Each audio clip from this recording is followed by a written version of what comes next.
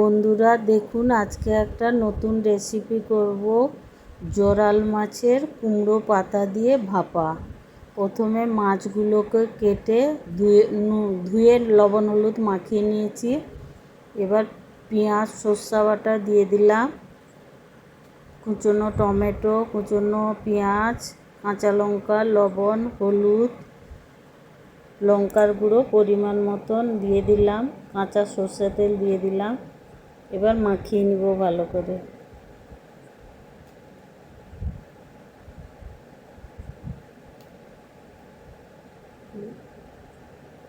এবার fry pan বসিয়ে দিয়েছি, গরম হয়ে গেছে।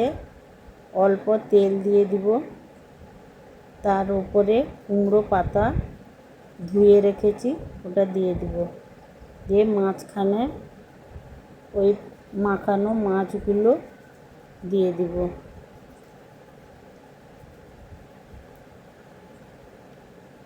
এর ওপরে আবার কুমড়ো পাতা ঢাকনা দিয়ে দিব।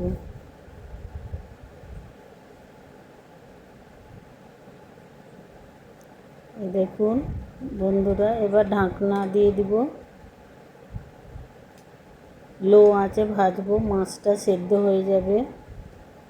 ঢাকনা খুলে নিয়েছি, এই দেখুন পাতাগুলো কীরকম হয়ে গেছে। এবার উল্টে দিব। ইউটিউব চ্যানেল থেকে দেখলে সাবস্ক্রাইব করে দিবেন, ফেসবুক পেজ থেকে দেখলে ফলো করে পাশে থাকবে। আবারও অল্প একটু তেল অ্যাড করে দিলাম, দিয়ে আবার ঢাকনা দিয়ে দিব।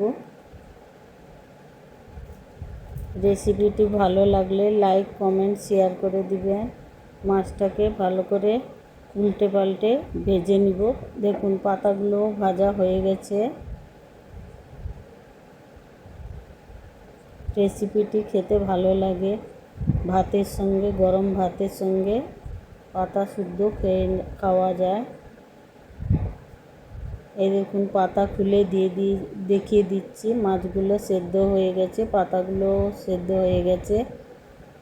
রেসিপিটি ভালো লাগলে লাইক কমেন্ট শেয়ার করে দিন।